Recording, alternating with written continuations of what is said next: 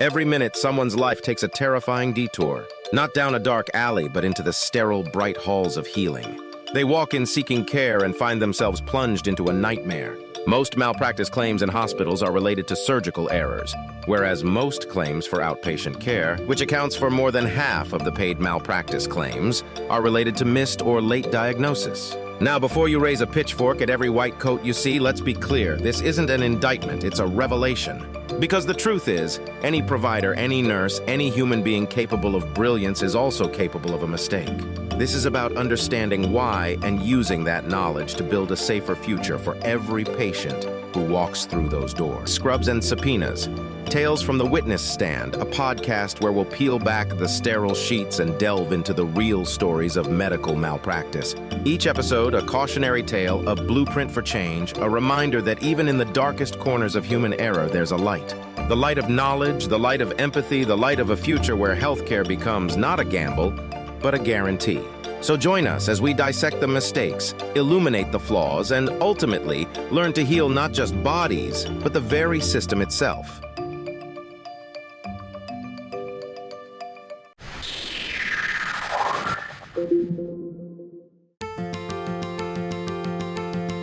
Get ready to listen, learn, and earn CE hours. This podcast features content from an accredited CE activity provided by Calibri Healthcare. Visit elitelearning.com/podcasts for accreditation and disclosure statements and instructions on how you may be able to earn CE credits. Hello and welcome to another episode of Scrubs and Subpoenas, Tales from the Witness Stand. I am your host, Jonna Emil, and joining me again is one of our expert witnesses and very amazing FHA faculty, Dr. Sally Miller. How are you, Dr. Miller? I'm very well, thank you. And you? Excellent. Thank you. I'm really excited to hear our next story. For those of you that might be joining us for the first time, this is a new podcast that we've been running here, and it's a really interesting new podcast series that we have and a really interesting way to learn, right? So we want to make sure that we take the time to say that we know, right? We know that mistakes happen all the time, right? And no one is immune to it. Dr. Miller actually has a really good phrase, a saying that you used last time. You said that there's those of us who made mistakes, right? And those of us who will. And I think that that's a really good way to kind of like ground us, right? So we're not throwing out judgment. It's easy to look at things that have happened in the past and say like, well, this should have gone this way. But it's a really good opportunity for us to hear real stories that we all know as practitioners, as clinicians and providers that happen, and kind of dissect them together and take it as an opportunity to learn how we might be able to do better in the future, right? Is there anything you want to add to that, Dr. Miller? I don't think so. It is definitely not a judgment-oriented approach. It's really, how you learn. You go back and learn, like all of those, root cause analysis and all of the names of different mechanisms for just trying to ensure that we don't repeat the same mistakes. Excellent. Perfect. So with that said, we are ready for our first case. And so those of you that are listening, and maybe you've heard this or didn't hear this for the first time, listen and follow along, right? Listen and follow along and see if you can catch maybe where there might have been some room for different opportunities, different decisions. So I'm ready when you are, Dr. Miller. Okay. And I do. So sometimes time and timeline is really important, the nuances of the timeline of events. So in some cases like this one, I have some notes in front of me just because I want to be very precise on the timeline. And I think I'm going to try not to tell you who retained me, whether it was plaintiff or defense. Let me just tell you the narrative of events, and then everybody can give some thought to what's going on here and what they think was the standard of care. And then at the end, we'll Q&A it. So the story is this. It's about the patient is a 60-year-old gentleman, actually works as a medical assistant. And he had been seen in the emergency room on 2 different occasions within a 2-day period.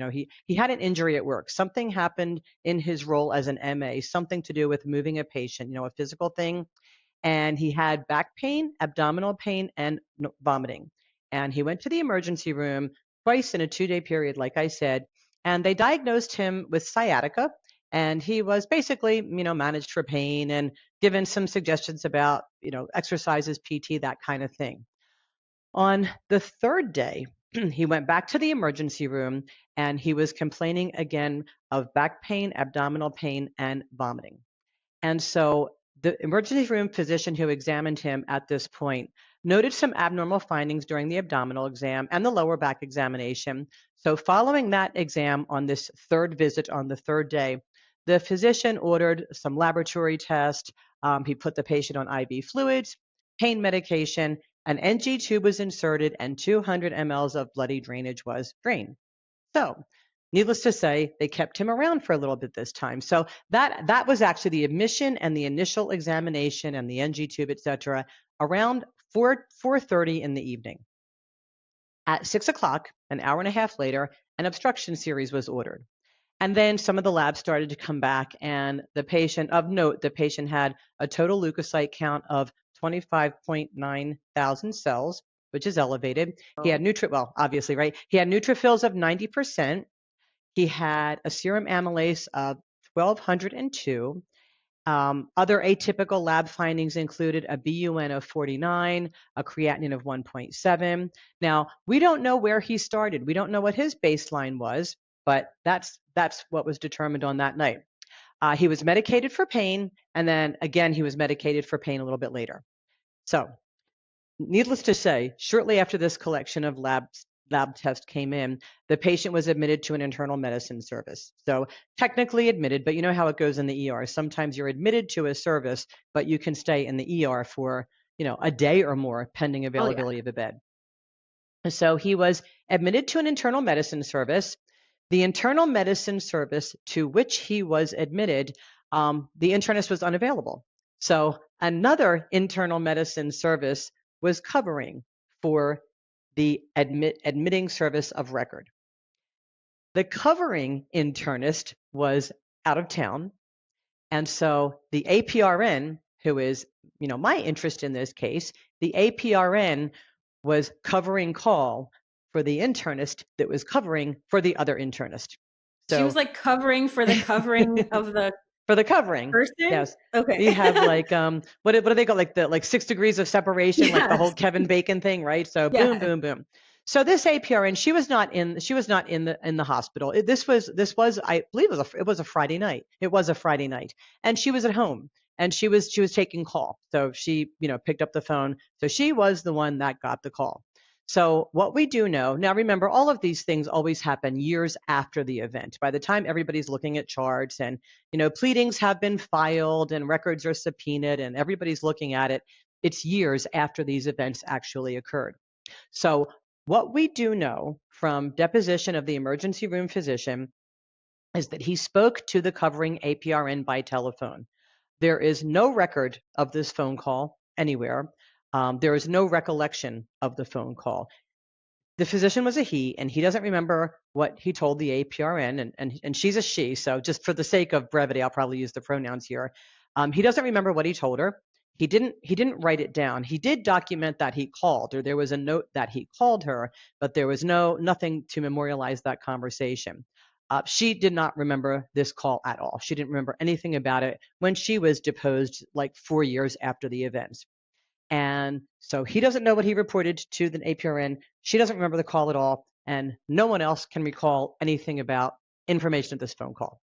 So, okay, just like put that on the back burner for a minute. This, if nothing else, just a side note here for all of us to make a call like that, it's probably helpful to jot down the pertinent stuff. And listen, I know that it is difficult, and I know when you're running late, and the last thing anybody wants to do is sit here and write a whole 5-chapter volume on the nature of the phone call. And that's not what I'm suggesting, but just maybe real quickly, like the highlights of the pertinent that you report or whatever, and what that person says. Okay, so we don't know. That's what we're working with now. And that was at about that happened around 6:30. It's recorded at 6:18. So the timeline here, he comes in at 4:30. He's got the NG tube with the blood. He's got some abnormal abdominal findings.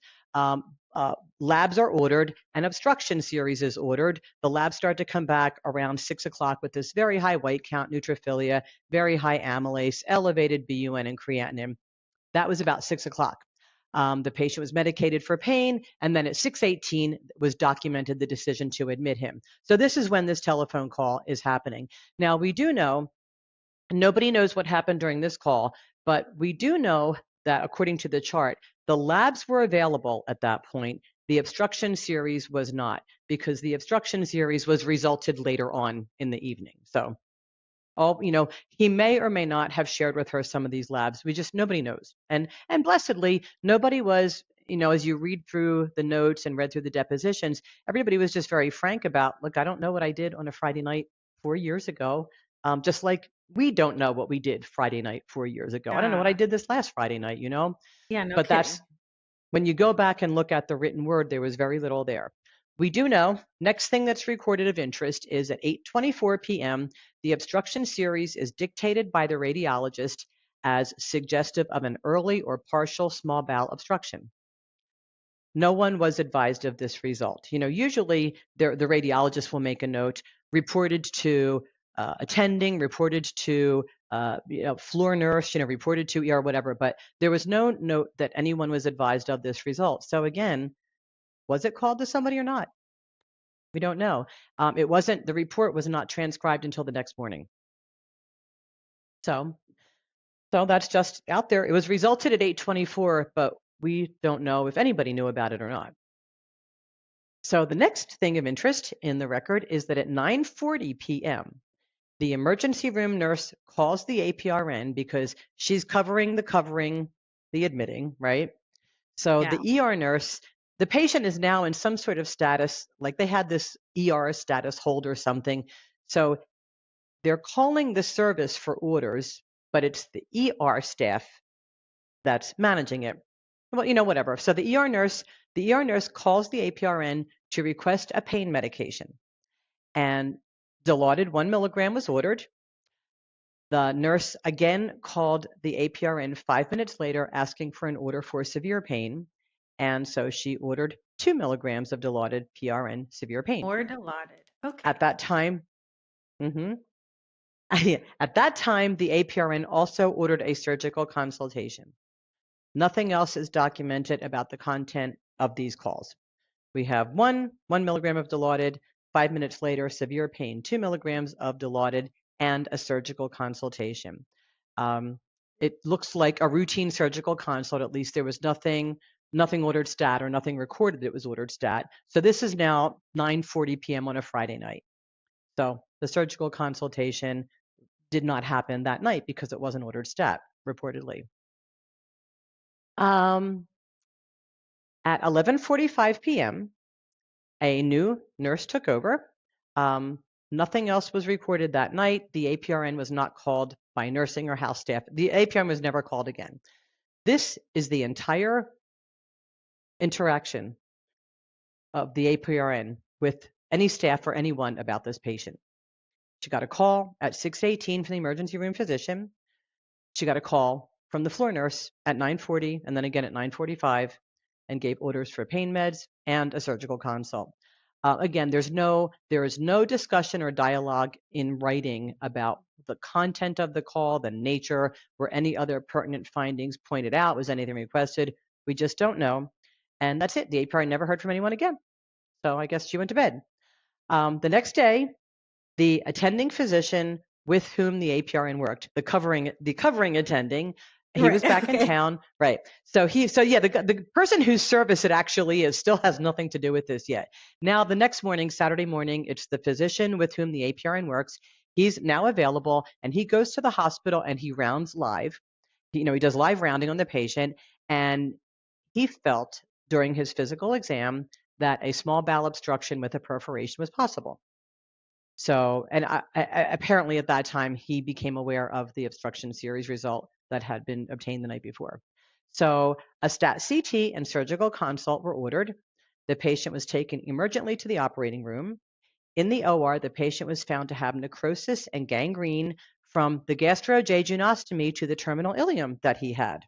Oh that my God. nobody appeared to know about. So by the time that the surgery was over, he was left with about 18 inches of small intestine. Holy crap. So Needless to say, he lived. I mean, he did. I shouldn't say needless to say he lived. Not everyone would, but he did. But what I started to say was needless to say his life has changed significantly. At the age of 60, as a medical assistant who now has 18 inches of bowel, it, when you go from something like 15 feet of bowel, or I don't know exactly what the number is, but we have feet and feet of bowel. And now he Ah, has 18 inches of small intestine. So it changes your life in every way. The whole as soon as you eat, you pretty much have to be on your way to the bathroom, as you're learning how to manage that part of your life. Not to mention the unbelievable physiologic stress and strain that is placed on a 60-year-old body that was septic, between the gangrene and necrosis was septic. So it was a big deal. He spent a lot of time in healthcare services and recovery and that kind of thing, and never was able to go back to work. Excuse me. So, of course, a lawsuit ensued, and lots of people were named in it, but very specifically, the APRN was named in this suit. And it was suggested that she violated the standard of care. Well, I made some notes. So I made some notes about what the assertion was. So one of them was that when the APRN took the phone call from the emergency room physician, she failed to ask about abnormal test findings and outstanding tests. It was suggested that it was her responsibility to purposefully ask for any abnormal tests that had been obtained, and to obtain the results of the obstruction series that was pending at the time of the call. So the suggestion is that she got the call at 6 to 18. If she was told the obstruction series was pending, it was her responsibility to call back in and find out what it was. okay. So it was suggested that she failed to ask appropriate questions when the ER physician gave a verbal report. Keep in mind that most of the time, malpractice cases really, really come down to, did someone violate the standard of care? And I'm sure I've mentioned this in previous episodes, but the standard of care for the legal standard of care is very different from the healthcare provider standard of care. If you ask any nurse practitioner what the standard of care is, they'll pull guidelines out. They'll tell you about, this is what this guideline says, this is what the evidence says. And that's not the legal standard of care. I'm sure I told you before, I learned the hard way. The legal standard of care is what a person of the same licensure would do, or same licensure, experience, etc., would do under the same or similar circumstances. So, and I don't even know that there is an evidence-based guideline about what you're supposed to do on call. What do you do when you're home and you're answering the phone for somebody and it's a weekend and they call you about a problem and apprise you of it and pretty much tell you what's, like, we've admitted him, etc. What is the responsibility there? So, like, that's really the question. What did she deviate from the standard of care? Did she fail to do what any reasonably, appropriately trained nurse practitioner would have done in the same or similar circumstances? It was also asserted that this nurse practitioner failed to ask appropriate questions when the nurse called her at 9:40 and 9:45, asking for orders for pain and then again for severe pain. The assertion is she didn't ask enough questions. She didn't pursue why this pain was happening or why do you need it for severe pain, any of that.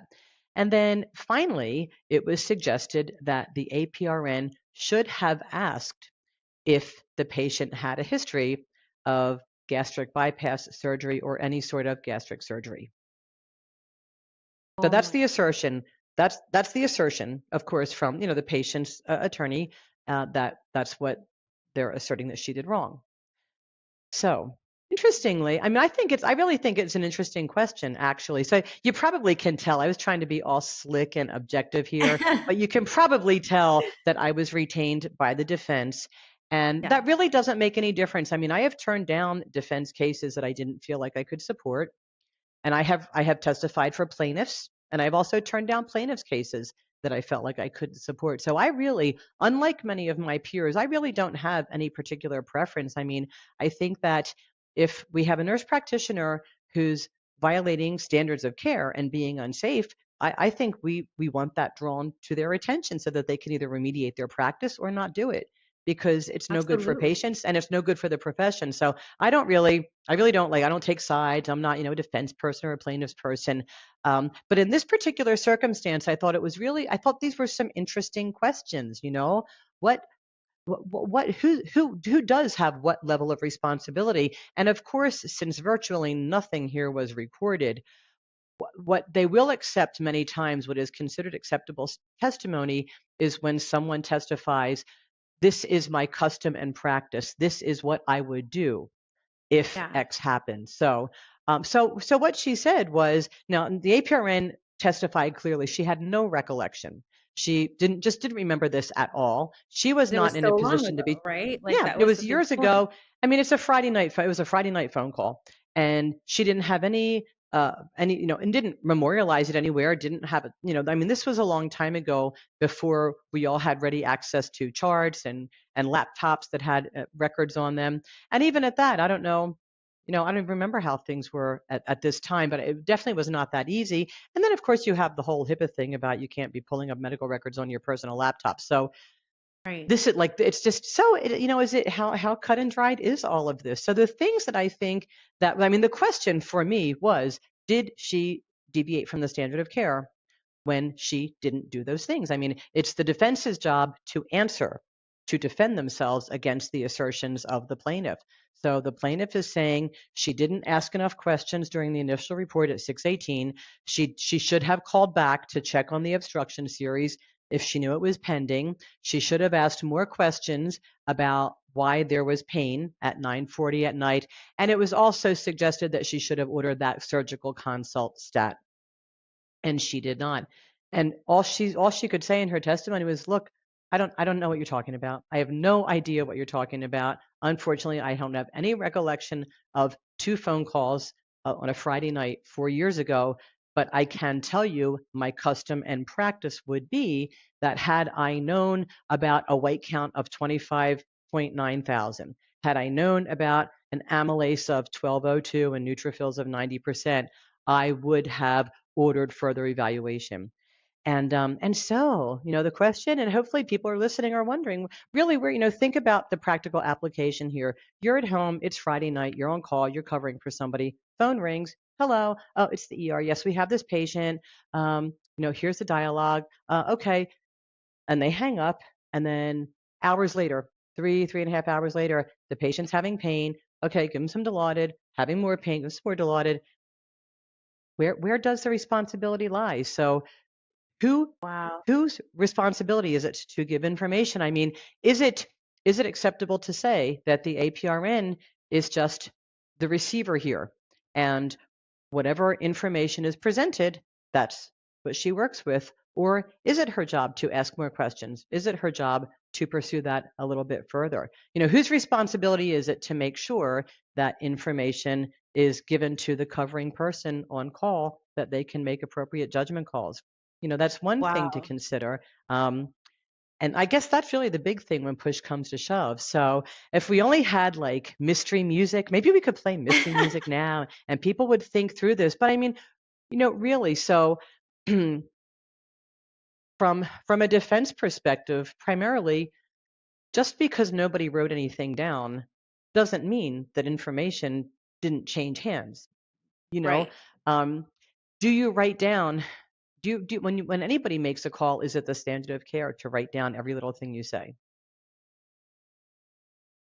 Well, it's like, so it's two things, right? It's making me think of, and it makes me think of the old like line, like passing the buck, right? And it's like, well, it wasn't me, it was you. And it's like, well, no, it wasn't me, it was you. I gave it to you. And it's like one of those things that we talk about sometimes. But in my mind, right, and I don't know, this might be not right, but I feel like if you assume, this makes me think about one of our episodes, quite honestly. If you assume the role of the provider, right? Even if you're covering for the covering of the covering, like at any Hmm. point you're playing provider, then like it seems like you have to be full on provider. So like what would a full on provider have done? And I hate to make it seem like she wasn't the full on provider, but she assumed responsibility, it Hmm. seems. So if you assume responsibility for any patient, then I imagine you're going to do all the things that you would do for every patient, make sure every T is crossed and every I is dotted in that way.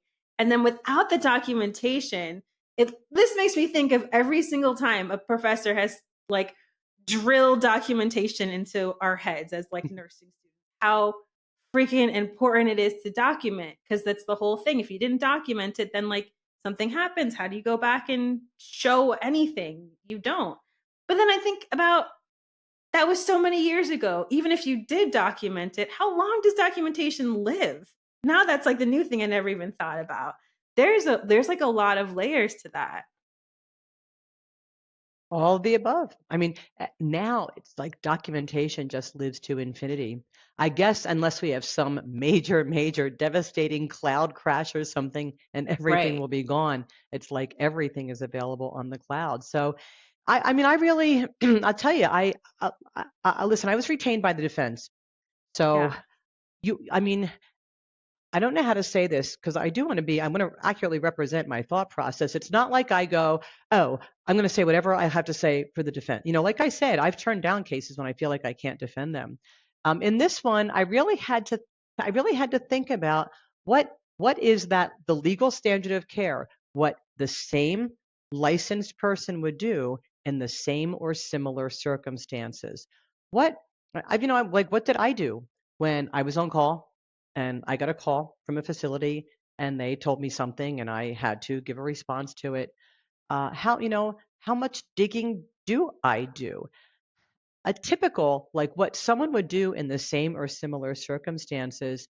I'm kind of jaded now because I see things like this.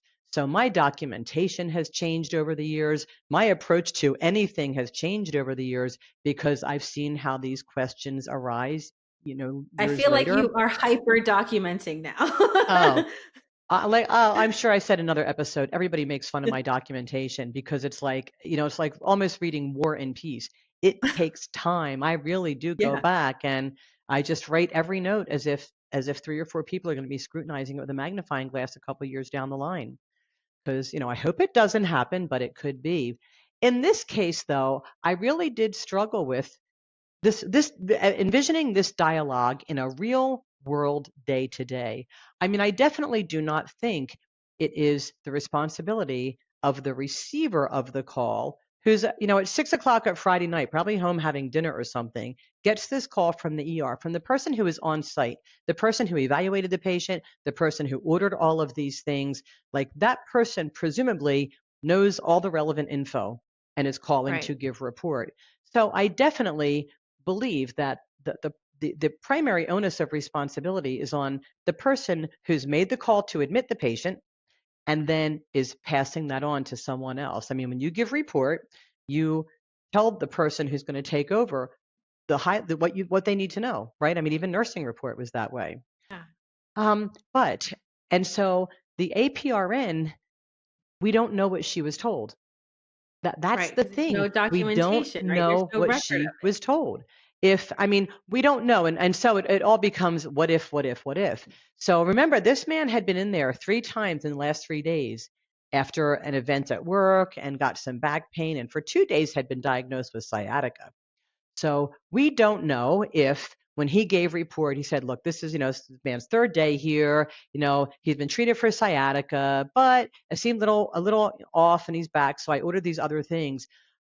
We don't know what results he gave her or not. Right. We don't know. I mean, you might say, oh, well, don't you think he would tell her about the blood? Don't you think he would tell her about the white count?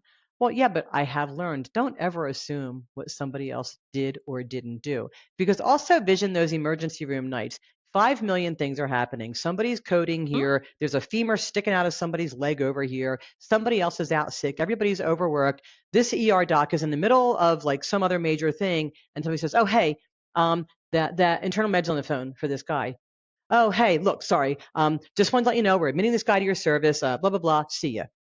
Right. Or not. We don't know. So, when it comes down to something of this magnitude, to say things like, "Well, don't you think he would have done this, this, and this?" A lot of times, people reviewing this stuff suddenly get very like high horse and, "Well, I would have done this and I would have done that and everybody should have done that."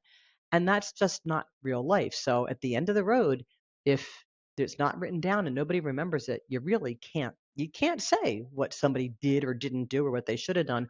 All they can say, it's their custom and practice. So the ER physician may very well have testified, it would be my custom and practice to pass on this info. And the APRN, I know she testified, well, would be my custom and practice if I received this info to do X, Y, and Z. And Yeah. since nobody can support what went where, like we just don't know. 3 hours later, she gets a call about the pain. So what is how much do you ask? So now at this point, we're not talking about like a peer-to-peer report. We're talking about the APRN getting a call from the covering nurse asking for more pain meds. At this point, does the APRN have the responsibility to dig any further? Like, well, why is he in so much pain? Or, I mean, again, I don't know. I'm not sure. We don't know what the nurse said.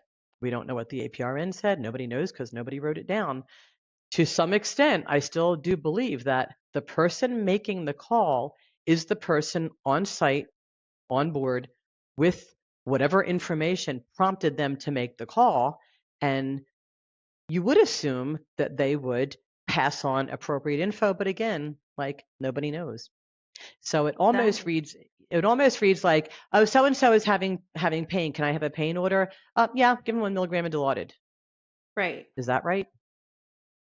You know? And it's like, maybe, but like you don't have all the right information, right? And I think that that's a really interesting point because you're right. I am honestly sitting here going like, oh, she could have asked this and she could have asked this and she could have asked this. Hmm. But that does now feel like a slippery slope, right? That makes me even think about every single time I've received report, I counted on the nurse to give me all the information. Granted, there'll be some things I will find out during my own assessment and like my own care, but I didn't also go, well, what about this? And what about that? And what about that? And what about that? Like, you know what I mean? We didn't do that because I assumed that you gave me all the information I needed Hmm. to carry on and take the next step for the patient. So that is so tricky. And then, so are there not real best practices that exist around things like this? Like, what is the responsibility if you're on call and you get a call on a Friday night, let's say super late? Like, what is your responsibility? I think of everything as like this checklist, to go through to make sure Yeah. like you're nice and safe. But I know that we're not cut and dry like that. We're just not. No, I mean, there's no evidence-based standard like that, like there is with a hypertension algorithm or an asthma algorithm or something Yes. like that. It really much more generic. The on-call provider, should provide blah, blah, the kind of language that doesn't really Yeah. provide. And for the most part, I think the facilities might have their requirements for on-call, but even that is just very esoteric and covers all bases. So I mean, the one thing that I think was absolutely absurd was that she should have purposely called back hunting down the obstruction series report. If she even knew one was pending, and we don't know, but if she knew one was pending, it is reasonable to assume that if there was an alarm finding on the obstruction series, that someone in the hospital would have passed along that information to people that needed to know it. You don't just Yeah. expect somebody on call to start making calls, hours later to hunt down the result of a report. So but that one was clearly absurd. But the others, but so I will share with the listening audience at home that this APRN was not found liable for malpractice. There was a Wow. settlement. There was a settlement from other providers to this patient and family, but she was not among them. I like to think it was because of the expert witness who defended her in deposition. But honestly, the fact is, when push came Wow. to shove, there was just absolutely no record of what she was or wasn't told.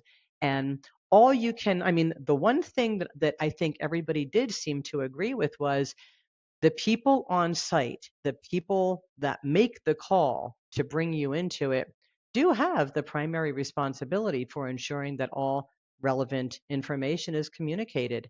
And if they don't, and if nobody writes it down, and you can't know, well, you know, how do you make that judgment? And in this Wow. particular case, yeah, so she was not found liable. And I wonder, and what do you think about this? You know what it makes me think about? Like our rights of delegation, like Hmm. what we learn about, like, as nurses, right? And like the right way to delegate. And part of that, as you're talking, is making me think about like, you can't just give somebody something to do or to carry out without all of the right Mhm. information, and so that they can actually perform that. So that's actually kind of interesting for me, because I feel Mhm. like that puts it into perspective in a way that I never thought about. That, like, of course you're qualified to do this, you're a provider, you know, you can do Right. all of these things, but also there is still a responsibility and an onus of everybody on that team, on that Mhm. conveyor belt, to keep passing along all that information. And unfortunately, you know, there's a patient at the end of this. Exactly. Uh, A patient whose life changed. Ah, oh my gosh, that is really interesting. So, Wow. I mean, like I Is said, when I call somebody now, I do just a few elements, just a few pertinents, but I make sure that it's in my note. Who I called, Yeah. what happened, or that they didn't call me back because that happens a lot too. Yeah, no, Mhm. that's a great takeaway, to ensure that Mhm. that still counts, and that's still part of documentation. That's still part of, you know, patient documentation. Mhm. That's really important. Wow, Dr. Miller, that was a really interesting one. Is there anything that, like, we haven't covered with this, an important takeaways, something to think about that you'd like to leave our audience with? I mean, other than what we've talked about, I mean, number one, Yeah, it is a really interesting hole in our well documented standards of care. Maybe somebody doing a yeah, DNP project or something like that really might explore is there any evidence-based foundation for the responsibilities of an on-call provider? And if there's not, it might be a need that like I said, a DNP student or somebody building a career might look into. It sounds like publishable work. And then for the rest of us, it's just the little things. I mean, we none of us have time to document War and Peace. I know. But I will say, if I try to, like, the work that I do now, I might reach out to a specialist, or I might, send somebody to an ER and call in to let them know they're coming, and please don't send them home or let them sit there for 5 hours. And just the highlights, just the most important things that you shared, at least does document what you did do. that's important stuff. Dr. Miller, thank you so much for sharing this story, for sharing all of your stories. It is a really good opportunity to learn and listen, and every single time it challenges something that I thought, like, I was so strong and firm about, and then you realize, like, you know what?